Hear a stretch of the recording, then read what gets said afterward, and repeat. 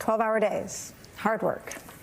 Seems that the current leadership of the FBI is finding out that leading the nation's top law enforcement agency requires 12-hour days and hard work. It's something that requires institutional knowledge as well, and relying on experts and expertise from career public servants that fill the Bureau.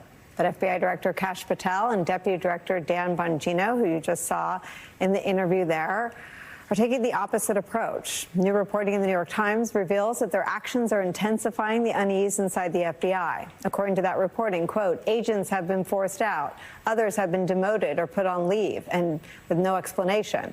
In an effort to hunt down the sources of news leaks, Patel is forcing employees to take polygraph tests. If it is leaving employees to, quote, wonder whether they, too, will be ousted, either because they worked on an investigation vilified by Trump supporters or had ties to the previous administration.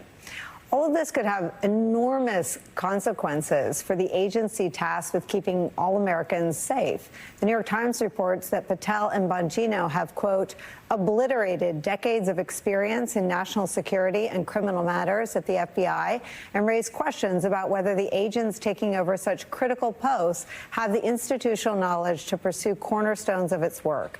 Joining our coverage, NBC News Justice reporter Ryan Reilly, plus former CIA director, now MSNBC senior national security analyst John Brennan, and former Democratic Senator, MSNBC political analyst Claire McCaskill is here. Ryan Reilly, add your reporting to what we're learning from this New York Times piece.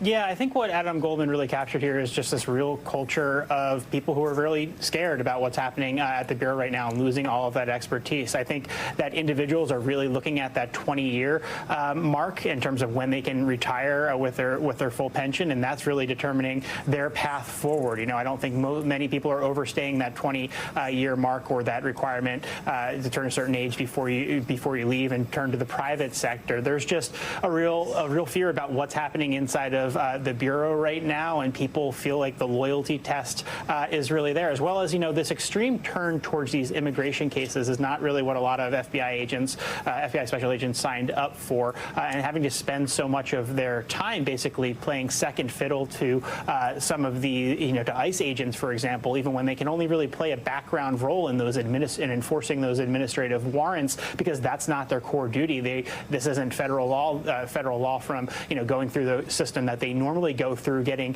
judicial authorization for and things of that nature. This is an administrative warrant by ICE that they're just sort of assisting with. So that's not really why these agents had joined up with, you know, with